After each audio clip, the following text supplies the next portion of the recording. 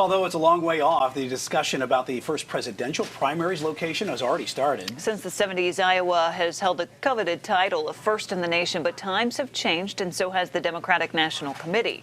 Fox 46 chief political correspondent Emma Withrow is live in the newsroom to explain what we should expect from those in the Palmetto State. Emma? Right, Lindsay. Well, South Carolina has been discussed within the Democratic Party for quite a while now. But now that Jaime Harrison, the previous chair of South Carolina's Democratic Party, has become the chairman of the DNC, it's looking a bit more likely.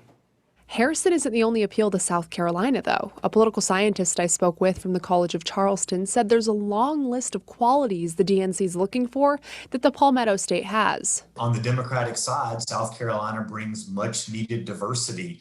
Iowa and New Hampshire voters aren't really that representative of national Democratic voters. And South Carolina also provided some much needed momentum for Joe Biden when he needed it most. I mean, Joe Biden was not doing very well. He didn't do very well in Iowa and New Hampshire, but he ends up winning South Carolina, and that propelled him to the nomination and ultimately to the presidency. And I think that's just such a good illustration of how important South Carolina is. I asked the chair of the York County Democratic Party if he expected his state to get the crown jewel of primaries, but he said he expects nothing.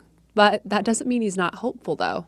I know Jaime Harrison has found this to be a promising potential for many years. So if Jaime ends up pulling this off, and as DNC chair, it's his call as much as anybody else's, I wouldn't be a bit surprised. And I think it's probably a good idea.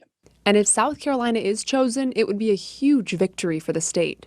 I think it would just, probably double, triple, quadruple the amount of attention South Carolina would get. It would have a huge economic impact on our state. Did reach out to Jaime Harrison in the National Democratic Party to ask about the potential change, but didn't hear back. Meanwhile, though, Tom Perez, the previous DNC chair, said in a recent interview with the New York Times that a diverse state needs to be the first in the Democratic primary, and the status quo is clearly unacceptable, referring to Iowa and New Hampshire. Brian and Lindsay.